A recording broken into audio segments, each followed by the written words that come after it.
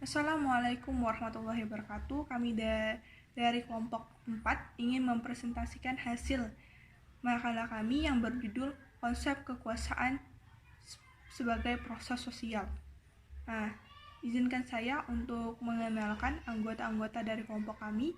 Yang pertama yaitu Habib Maulana, kedua Rahmawati, dan yang ketiga Nur Wahyuni. Pasti teman-teman ingin tahu lebih dalam tentang konsep kekuasaan proses sosial itu seperti apa. Yuk lihat penjelasan berikut ini.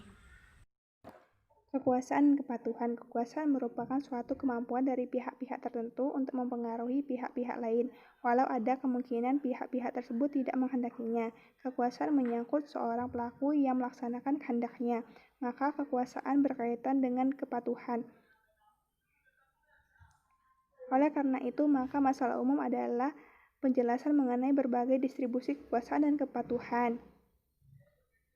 B. Sumber-sumber kekuasaan. Sumber kekuasaan menurut John dan Bertram Raven dalam Novianto yaitu A. Kekuasaan menghargai. Kekuasaan yang berdasarkan pada kemampuan seseorang pemberi pengaruh untuk memberi penghargaan kepada orang lain yang dipengaruhi untuk melaksanakan perintah, misalkan bonus sampai senioritas atau persahabatan.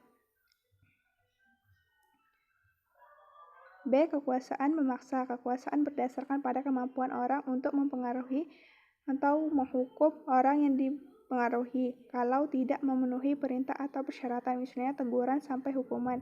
C. Kekuasaan sah. Kekuasaan formal yang diperoleh berdasarkan hukuman atau aturan yang ditimbulkan dari pengakuan orang yang dipengaruhi bahwa memberi pengaruh berhak menggunakan pengaruh sampai batas tertentu. Kekuasaan keahlian berdasarkan pada persepsi atau keyakinan bahwa memberi pengaruh mempunyai keahlian atau pengetahuan khususnya yang dimiliki. D. Kekuasaan rujukan. Kekuasaan yang dimiliki oleh seseorang atau kelompok yang didasarkan pada identifikasi pemberian pengaruh menjadi contoh atau panutan yang dipengaruhi, misalkan karisma, keberanian, simpatik, dan lain-lain. C. Proses kekuasaan. A. Adanya kepatuhan. Kepatuhan adalah tingkat seseorang dalam melaksanakan suatu aturan dan perilaku yang disarankan. D. Formasi koalisi. Koalisi adalah sebuah atau sekelompok persekutuan, gabungan atau aliansi beberapa unsur di mana dalam kerjasama masing-masing memiliki kepentingan sendiri-sendiri. Dari paparan yang sudah kami jelaskan tadi, pasti teman-teman udah tahu banyak dong tentang konsep kekuasaan, proses sosial itu seperti apa. Mungkin sekian dari presentasi dari kelompok kami. Mohon maaf apabila ada salah kata. Kepada Allah saya mohon ampun.